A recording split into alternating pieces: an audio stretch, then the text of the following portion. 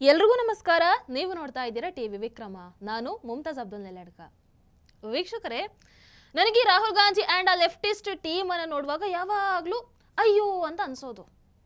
ಅವರು ಎತ್ತುವಂತಹ 99% ವಿಚಾರಗಳು ತಮ್ಮ ಪ್ರತಿಸ್ಪರ್ಧಿಯರು ಮೋದಿಜಿಯವರ ಮೇಲೆ ನಕಾರಾತ್ಮಕ ಪರಿಣಾಮ ಬೀರಲ್ಲ, ಬದಲಾಗಿ ಅದು ನಮಗೇ ಉಲ್ಟಾ ಹೊಡೆಯುತ್ತೆ ಅನ್ನುವಂಥದ್ದು ಪಾಪ ಅವರಿಗೆ ಇನ್ನೂ ಅರ್ಥನೇ ಆಗಲಿಲ್ಲ. ನರೇಂದರ್ ಸರೆಂಡರ್, ಮೋದಿಜಿಯವರನ್ನ G7ಗೆ ಆಹ್ವಾನಿಸಲಿಲ್ಲ. ಆಮೇಲೆ ಆಹ್ವಾನಿಸಿದ್ರು ಅವರನ್ನ ಫೋಟೋಗೆ ವೇದಿಕೆಗೆ ಕರೀಲೇ ಇಲ್ಲ. ಮೋದಿಜಿಯವರಿಂದ ತಪ್ಪಿಸ್ಕೊಳ್ಳೋದಕ್ಕೆ ಟ್ರಂಪ್ G7 ಅನ್ನ ಅರ್ಧಕ್ಕೆ ಮೊಟಕುಗೊಳಿಸಿ ಹೋದ್ರು. ಮೋದಿಜಿ ಇಂಗ್ಲಿಷ್ ಮಾತಾಡುವಾಗ ಸ್ವಲ್ಪ ಫಂಬಲ್ ಆಯಿತು. ಹೀಗೆ ಇಮ್ಮೆಚ್ಯೂರ್ಡ್ ಟ್ರೋಲ್ಸ್ಗಳನ್ನ ಮಾಡಿ ಒಂಥರ ಖುಷಿ ಇವ್ರದ್ದು. ವೀಕ್ಷಕರ, 2 ದಿನದಿಂದ ಸೋಷಿಯಲ್ ಮೀಡಿಯಾ ಪೂರ್ತಿ ಮೋದಿಜಿಯವರಿಗೆ ಅವಮಾನ, ಮೋದಿಜಿಯವರನ್ನ G7ಗೆ ಕರೆಸಿ ಅವಮಾನ ಮಾಡಿದ್ರು. ಎಲ್ಲಿ ಮೋದಿಜಿಯವರು ಈ ಫೋಟೋದಲ್ಲಿ ಎಲ್ಲಿದ್ದಾರೆ? ಕಾಣಿಸ್ತಾನೇ ಇಲ್ಲಪ್ಪ. ಹೀಗೆ ಒಂದಷ್ಟು ಟ್ರೋಲ್ಗಳು. ಆಮೇಲೆ ಅದರಲ್ಲೂ ಮನಮೋಹನ್ ಸಿಂಗ್ ಅವರು ಇರಬೇಕಾದ್ರೆ ನೋಡಬೇಕಿತ್ತು, ಇಡೀ ವಿಶ್ವವೇ ಅವರಿಗೆ ತಲೆಬಾಗ್ತಾ ಇತ್ತು ಅನ್ನುವಂಥ ಒಂದು ಫೋಟೋ. ಆಮೇಲೆ ಅದರ ಪೂರ್ತಿ ವಿಡಿಯೋ ಬಂದಾಗಲೇ ಗೊತ್ತಾಗಿತ್ತು ಅದು ಮನಮೋಹನ್ ಸಿಂಗ್ ಅವರಿಗೆ ತಲೆಬಾಗಿದ್ದಲ್ಲ, ಅವರು ಲೇಟಾಗಿ ಬಂದಿದ್ದಕ್ಕೆ ಎಲ್ಲರೂ ಅವರನ್ನು ನೋಡಿ ನಗು ಬೀರಿದ್ದು ಅಂತ.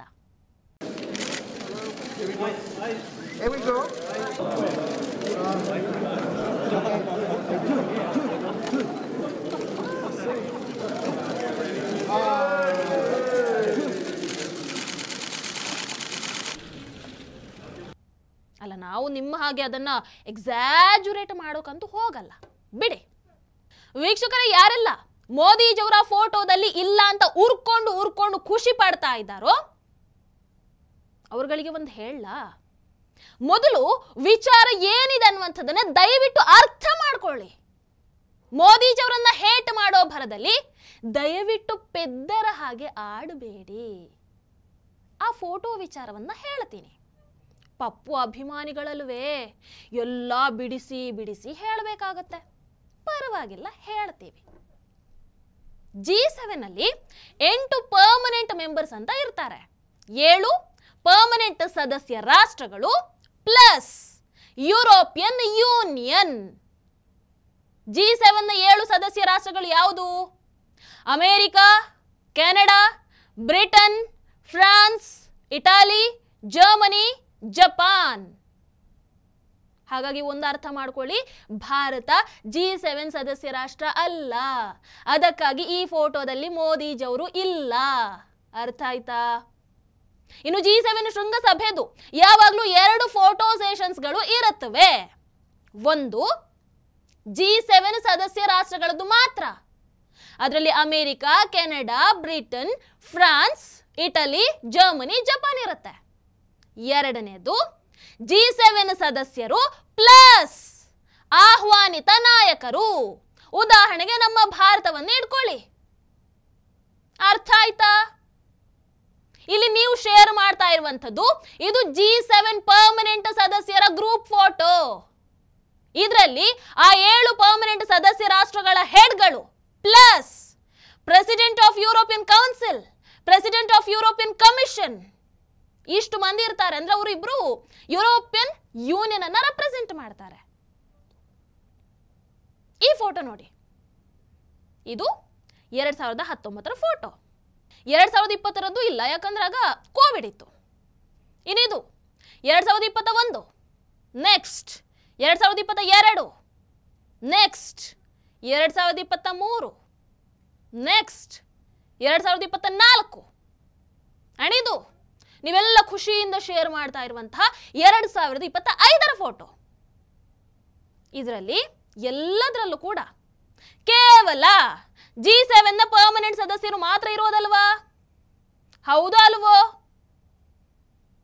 ಇದು ಹೀಗೆ ನಡೆಯೋದು ಕಂಡ್ರು ಪಪ್ಪು ಅನುಯಾಯಿಗಳ. ಇದು ಇರೋದೇ ಹೀಗೆ. ಈಗ ಕೇಳಬಹುದು, ಓ ಹಾಗಾದ್ರೆ ಮೋದಿಜಿ ಯಾಕೆ ಹೋಗ್ಬೇಕಾಗಿತ್ತು? ಕೇಳ್ತೀರಾ ಗೊತ್ತು, ಅದನ್ನು ಹೇಳ್ತೀವಿ. ಅವರನ್ನ ಆಹ್ವಾನ ಮಾಡಿದ್ರು, ಅದಕ್ಕೆ ಹೋದ್ರು. India, Australia, South Africa, South Korea, Brazil, Mexico, Ukraine ಆಹ್ವಾನಿತ ದೇಶಗಳು. ಅವರ ಫೋಟೋ ಇಲ್ಲಿದೆ ನೋಡಿ. ಆಮೇಲೆ ಅದರಲ್ಲಿ UN secretary general, NATO secretary general, world bank president ಅವರು ಕೂಡ ಆಹ್ವಾನಿತರೆ. ನೀವು ಬಾಯಿ ಬಾಡ್ಕೊಳ್ಳೋ ಹಾಗೆ G7 ಶೃಂಗಸಭೆಯಲ್ಲಿ ಭಾರತವನ್ನ ಅಥವಾ ಪ್ರಧಾನಿ ಮೋದಿಜಿಯವರನ್ನ ನಿರ್ಲಕ್ಷ್ಯ ಮಾಡಲಿಲ್ಲ. ನಾನು ಒಂದು ಕೇಳ್ತೀನಿ, ಈ ಆಸ್ಟ್ರೇಲಿಯಾದವರು ಅಥವಾ ಈ ಮೆಕ್ಸಿಕೋದವರು ಯಾರಾದ್ರೂ ಆಗಿರಲಿ, ಇವರು ನಮ್ಮ ಪ್ರೆಸಿಡೆಂಟ್ ಫೋಟೋದಲ್ಲಿ ಇಲ್ವೇ ಇಲ್ಲ ಅಂತ ಟ್ರೋಲ್ ಮಾಡೋದನ್ನ ಯಾರಾದ್ರೂ ನೋಡಿದೀರಾ? ಅವಿಕೃತ ಖುಷಿ ಪಡೋದನ್ನ ಯಾರಾದ್ರೂ ನೋಡಿದೀರಾ? ಇಲ್ಲ. ಅಂಥದ್ದು ಭಾರತದಲ್ಲಿ ಮಾತ್ರ ಕಾಣೋದಕ್ಕೆ ಸಾಧ್ಯ. ಯಾಕೆ ಹೇಳಿ? ಭಾರತದಲ್ಲಿ ಕಾಂಗ್ರೆಸ್ ಪಕ್ಷ ಇದೆ. ಭಾರತದಲ್ಲಿ ದೊಡ್ಡ ತಲೆ ಪಪ್ಪು ಅನುಯಾಯಿಗಳಿದ್ದಾರೆ. ಮುಖ್ಯವಾಗಿ ಭಾರತದಲ್ಲಿ ದೇಶದ್ರೋಹಿಗಳಿದ್ದಾರೆ. ಹಾಗಾಗಿ ಅಂಥದ್ದು ಇಲ್ಲಿ ಮಾತ್ರ ಕಾಣೋದಕ್ಕೆ ಸಾಧ್ಯ. ನಿಮಗೆ ಮೊಬೈಲ್ ಬಳಸೋಕೆ ಬರುತ್ತಲ್ವಾ? ಆ ಬಳಸುವಾಗ ಅದರ ಜೊತೆಗೆ ಒಂದು ಸ್ವಲ್ಪ ತಲೆ ಕೂಡ ಬಳಸೋದಕ್ಕೆ ಆರಂಭ ಮಾಡಿ. ವೀಕ್ಷಕರ, ಕೆನಡಾದಲ್ಲಿ ಆ ಖಲಿಸ್ತಾನಿಗಳ ಆ ಲೆಫ್ಟ್ ವಿಂಗ್ನ ಅಷ್ಟೆಲ್ಲ ವಿರೋಧ ಇದ್ದ ಮೇಲೂ, ಅಷ್ಟೆಲ್ಲ ಧಮ್ಕಿಗಳು ಇದ್ದ ಮೇಲೂ ಕೆನಡಾ ಅಧ್ಯಕ್ಷರು ನಮ್ಮ ಮೋದಿಜಿಯವರನ್ನ ಆಹ್ವಾನ ಮಾಡಿದ್ದಾರೆ ಅಂತ ಹೇಳಿದ್ರೆ ನಾವು ಹೆಮ್ಮೆ ಪಡಬೇಕೋ ಬೇಡವೋ? ನಮಗೆ ಅವರುಗಳು ಕೊಡ್ತಾ ಇರುವಂತಹ ಆ ಗೌರವಕ್ಕೆ ನಾವು ಖುಷಿ ಪಡಬೇಕೋ ಬೇಡವೋ? ಅದು ಬಿಟ್ಟು ಇವ್ರುಗಳದ್ದು ಬೇರೆ ಇರ್ಲಿ. ಓಕೆ, ರಾಹುಲ್ ಅಂಡ್ ಗ್ಯಾಂಗ್, ನೀವಿಷ್ಟೆಲ್ಲ ಬಾಯಿ ಬಡ್ಕೊಳ್ತಾ ಇದ್ದೀರಲ್ವಾ? ನೀವು ನಿಮ್ಮನ್ನೇ ಒಂದು ಬಾರಿ ಕೇಳ್ಕೊಳ್ಳಿ. 2010ರಿಂದ 2013ರವರೆಗೆ ಭಾರತವನ್ನ ಪ್ರತಿಯೊಂದು G7 ಶೃಂಗಸಭೆಯಿಂದ ಹೊರಗೆ ಇಡಲಾಗಿತ್ತು. ಯಾಕೆ? ಮನಮೋಹನ್ ಸಿಂಗ್ ಅವರಿಗೆ ಏನದು ಇಡೀ ವಿಶ್ವವೇ ತಲೆಬಾಗ್ತಾ ಇತ್ತು ಅಂತ ಹಾಕೋತಾ ಇದ್ದೀರಲ್ವಾ? 2010ರಲ್ಲಿ ಕೆನಡಾ ಮನಮೋಹನ್ ಸಿಂಗ್ ಅವರನ್ನ ಆಹ್ವಾನಿಸಲಿಲ್ಲ. ಯಾಕೆ? 2011ರಲ್ಲಿ ಫ್ರಾನ್ಸ್ ಮನಮೋಹನ್ ಸಿಂಗ್ ಅವರನ್ನ ಆಹ್ವಾನಿಸಲಿಲ್ಲ. ಯಾಕೆ? 2012ರಲ್ಲಿ USA ಮನಮೋಹನ್ ಸಿಂಗ್ ಅವರನ್ನ ಆಹ್ವಾನಿಸಲಿಲ್ಲ. ಯಾಕೆ? 2013ರಲ್ಲಿ UK ಮನಮೋಹನ್ ಸಿಂಗ್ ಅವರನ್ನ ಆಹ್ವಾನಿಸಲಿಲ್ಲ. ಯಾಕೆ? ಅಲ್ಲ, ನಮಗೆ ಬೇಜಾರಾಗತ್ತೆ. ಯಾಕಂದ್ರೆ ಮನಮೋಹನ್ ಸಿಂಗ್ ಅವರನ್ನ ಆಹ್ವಾನ ಮಾಡಲಿಲ್ಲ ಅಂತ ಹೇಳಿದ್ರೆ ನನ್ನ ಭಾರತವನ್ನ ಅವರು ಅವತ್ತು ಆಹ್ವಾನ ಮಾಡಿರಲಿಲ್ಲ ಅಂತ. ಇವತ್ತು ನನ್ನ ಭಾರತವನ್ನ ಮೋದಿಜಿಯವರನ್ನ ಆಹ್ವಾನ ಮಾಡ್ತಾ ಇದ್ದಾರೆ. ಎಲ್ಲರೂ ಆ ಗೌರವವನ್ನ ಕೊಡ್ತಾ ಇದ್ದಾರೆ. ಅದು ನನ್ನ ಹೆಮ್ಮೆ. ಯಾಕಂದ್ರೆ ಮೋದಿಜಿ ಅಲ್ಲಿ ನಿಂತು ಬಿಜೆಪಿಯನ್ನ ರೆಪ್ರೆಸೆಂಟ್ ಮಾಡ್ತಾ ಇಲ್ಲ, ನನ್ನ ದೇಶವನ್ನ ರೆಪ್ರೆಸೆಂಟ್ ಮಾಡ್ತಾ ಇದ್ದಾರೆ. ನಿಮಗೆ ಆ ಕನಿಷ್ಠ ಬುದ್ಧಿ ಕೂಡ ಇಲ್ಲದೆ ಬಾಯಿಗೆ ಬಂದ ಹಾಗೆ ಮಾತಾಡ್ತೀರಲ್ವಾ? ನಾಚಿಕೆ ಆಗಲ್ವಾ? ಅದ್ ಯಾವಾಗ ಬೆಳಿತೀರೋ ಏನೋ ಗೊತ್ತಿಲ್ಲ.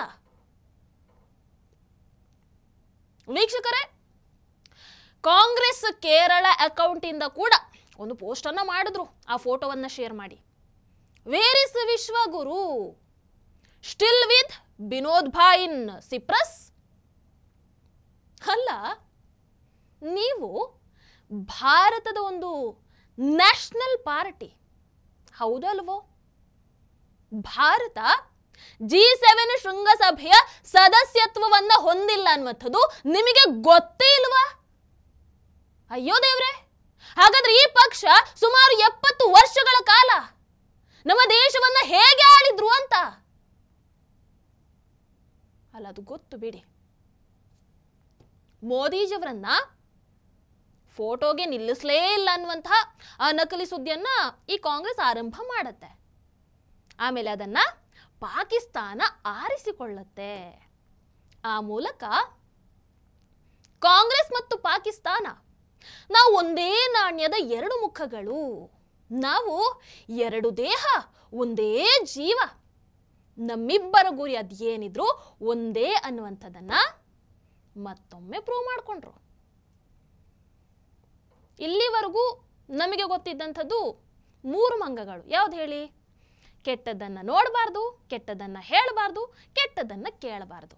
ಆದರೆ ಈಗಿನ 2025ನ ಅಪ್ಡೇಟೆಡ್ ವರ್ಷನ್ ಹೇಗಿದೆ ಅಂತ ಹೇಳಿದ್ರೆ, ಭಾರತದ ಬಗ್ಗೆ ಯಾವಾಗಲೂ ಕೆಟ್ಟದಾಗೆ ನೋಡು, ಯಾವಾಗಲೂ ಕೆಟ್ಟದಾಗೆ ಮಾತಾಡು, ಯಾವಾಗಲೂ ಭಾರತದ ಬಗ್ಗೆ ಕೆಟ್ಟದನ್ನೇ ಕೇಳು.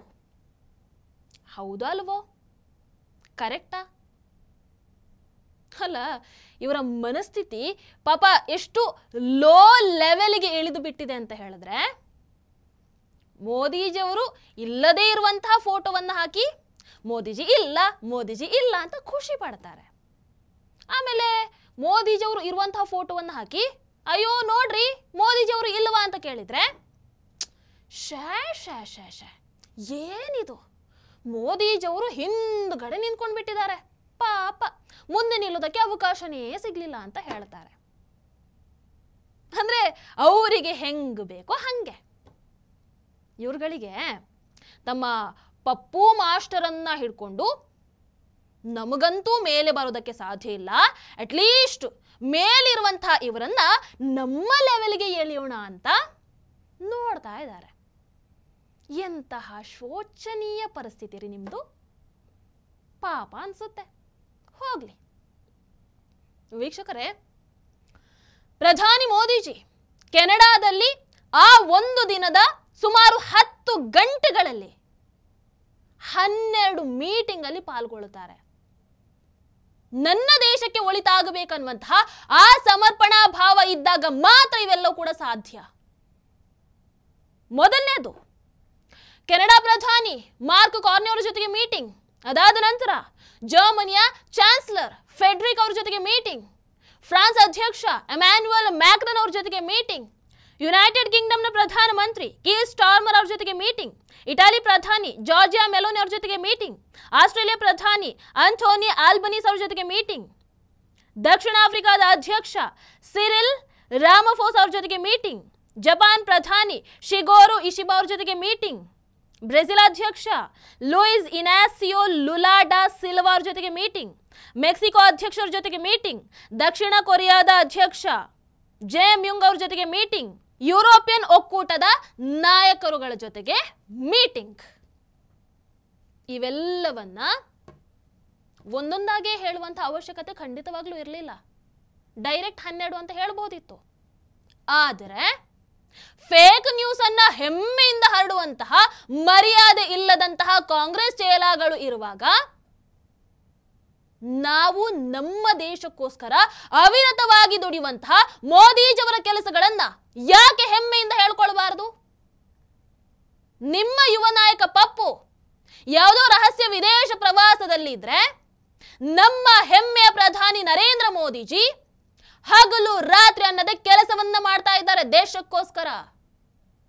ಅವರನ್ನ ಗೌರವಿಸೋದಕ್ಕೆ ಕಲಿರಿ, ಇಲ್ಲ ಅಂದ್ರೆ ಬಾಯಿ ಮುಚ್ಕೊಂಡು ಇರೋದನ್ನ ಕಲಿರಿ. ವೀಕ್ಷಕರು, ಇವತ್ತು INC ಅಂತ ಹೇಳಿದ್ರೆ ಅದು ಇಂಡಿಯನ್ ನ್ಯಾಷನಲ್ ಕ್ಲೌನ್ಸ್ ಅಂತ ಆಗ್ಬಿಟ್ಟಿದೆ. ಇಲ್ಲಿ ಕಾಂಗ್ರೆಸ್ ಹಾಗೆ ಅವರ ಟೀಮಿಗೆ ಒಂದು ವಿಚಾರ ಸ್ಪಷ್ಟವಾಗಿ ಅರ್ಥ ಆಗಿಬಿಟ್ಟಿದೆ. ಏನು? ನಮ್ಮ ಈಗಿನ ಪಕ್ಷಕ್ಕೆ ಮೋದಿಜಿ ಸರ್ಕಾರವನ್ನು ಎದುರಿಸುವಂತಹ ಯಾವುದೇ ತಾಕತ್ತು ಇಲ್ಲ. ಇನ್ನು ಪ್ರಧಾನಿ ಅಭ್ಯರ್ಥಿ ರಾಹುಲ್ ಗಾಂಧಿ ಅವ್ರ ಬಗ್ಗೆ ಹೇಳಿ ಸುಖ ಇಲ್ಲ. ಹಾಗಾಗಿ ಅವರು ಮೋದಿಜಿ ಜೊತೆಗೆ ಭಾರತವನ್ನ ಕೂಡ ಅಣಕಿಸುವಂತಹ ಚೀಪ್ ಕೆಲಸಕ್ಕೆ ಕೈಯನ್ನ ಹಾಕ್ತಾ ಇರುವಂತದ್ದು. ಅಳಿವಿನ ಅಂಚಿನಲ್ಲಿರುವಂತಹ ಕಾಂಗ್ರೆಸ್ ಅನ್ನುವಂತಹ ಪಕ್ಷವನ್ನ, ಮಕಾಡೆ ಮಲಗಿರುವಂತಹ ಕಾಂಗ್ರೆಸ್ ಪಕ್ಷವನ್ನ 2029ರ ಚುನಾವಣೆಯಲ್ಲಾದ್ರೂ ಮತ್ತೆ ಎಬ್ಬಿಸಿ ನಿಲ್ಲಿಸಬಹುದಾ ಅನ್ನುವಂತಹ ಪ್ರಯತ್ನವನ್ನ ಮಾಡ್ತಾ ಇದ್ದಾರೆ ಅಷ್ಟೇ. ಅಲ್ಲ, ಮಾಡಿ ಮಾಡಿ ಏನು ಪರವಾಗಿಲ್ಲ. ಮತದಾರರು ಏನು ಪೆದ್ರಂತಲ್ವೇ ಅಲ್ಲ. ಕೊನೆಯದಾಗಿ ಪಪ್ಪು ಆ್ಯಂಡ್ ಟೀಮಿಗೆ ಒಂದು ಕಿವಿ ಮಾತು ಹೇಳೋದಕ್ಕೆ ಇಷ್ಟಪಡ್ತೀನಿ. ಫೋಟೋದಲ್ಲಿ ಮೋದಿಜಿಯವರು ಎಲ್ಲಿದ್ದಾರೆ, ಮೋದಿಜಿಯವರು ಎಲ್ಲಿದ್ದಾರೆ ಅನ್ನುವಂಥದ್ದನ್ನ ಆಮೇಲೆ ಹುಡುಕುವಿರಂತೆ. ಮೊದಲು ನಿಮ್ಮ ಯುವ ನಾಯಕ ಪ್ರಧಾನಿ ಅಭ್ಯರ್ಥಿ ಪಪ್ಪು ಮಾಸ್ಟರ್ ಎಲ್ಲಿ ಕಾಣೆ ಆಗಿದ್ದಾರೆ ಅನ್ನುವಂಥದ್ದನ್ನ ಹುಡುಕಿ. ಜಾರ್ಜ್ ಸೋರೋಸ್ ಮಗನ ಮದುವೆಗೆ ಹೋಗಿದಾರಾ, ಇಲ್ಲ ದೇಶದ ವಿರುದ್ಧ ಪಿತೂರಿಯನ್ನ ಮಾಡೋದಕ್ಕೆ ಹೋಗಿದಾರಾ? ತನ್ನ ಹುಟ್ಟು ಹಬ್ಬವನ್ನ ಯಾವ ದೇಶ ವಿರೋಧಿಗಳ ಜೊತೆಗೆ ಆಚರಿಸೋದಕ್ಕೆ ಹೋಗಿದ್ದಾರೆ? ಮುಂದೆ ಯಾವ ಟೂಲ್ ಕಿಟ್ ಅನ್ನ ಚಾಲೂ ಮಾಡ್ಲಿ ಅಂತ ಕೇಳ್ಕೊಂಡು ಬರೋದಕ್ಕೆ ಹೋಗಿದ್ದಾರೆ? ಇದರ ಬಗ್ಗೆ ಸ್ವಲ್ಪ ಪ್ರಶ್ನೆ ಮಾಡಿ ಅಲ್ಲ, ಆ ಕಡೆಗೆ ಒಂದು ಸ್ವಲ್ಪ ಜಾಸ್ತಿ ಗಮನವನ್ನ ಹರಿಸಿ. ನಿಮ್ಮ ಯೋಗ್ಯತೆಗೆ ಸಹಾಯ ಬೇಕಿದ್ರೆ ಮಾಡ್ತೀವಿ, ಪಪ್ಪು ಅವರನ್ನು ಹುಡುಕಿ ಕೊಡೋದಕ್ಕೆ ಹೆಲ್ಪ್ ಮಾಡೋಣ, ಪರವಾಗಿಲ್ಲ. ಮತ್ತೊಮ್ಮೆ ಹೇಳ್ತೀನಿ, ಟ್ರೋಲ್ ಮಾಡಬೇಕಾದ್ರೆ ಒಂದು ಸ್ವಲ್ಪ ತಲೆ ಉಪಯೋಗಿಸಿ ಆಮೇಲೆ ಟ್ರೋಲ್ ಮಾಡೋದಕ್ಕೆ ಇಳಿರಿ, ಓಕೆನಾ? Grow up Congress, grow up. ಅದು ಯಾವಾಗ ಬೆಳಿತಿರೋ ಏನೋ. ಟಿವಿ ವಿಕ್ರಮ, ದೇಶ ನಿಮ್ಮ ಕೈಯಲ್ಲಿ. ಈ ಕಾರ್ಯಕ್ರಮ ನಿಮಗೆ ಇಷ್ಟ ಆಗಿದ್ದಲ್ಲಿ ಲೈಕ್, ಶೇರ್ ಹಾಗೂ ಕಮೆಂಟ್ ಮಾಡಿ. ಟಿವಿ ವಿಕ್ರಮದ ಕಾರ್ಯಕ್ರಮಗಳನ್ನು ನಿರಂತರವಾಗಿ ವೀಕ್ಷಿಸಲು ಸಬ್ಸ್ಕ್ರೈಬ್ ಮಾಡಿ, ಬೆಲ್ ಐಕನ್ ಒತ್ತಿ.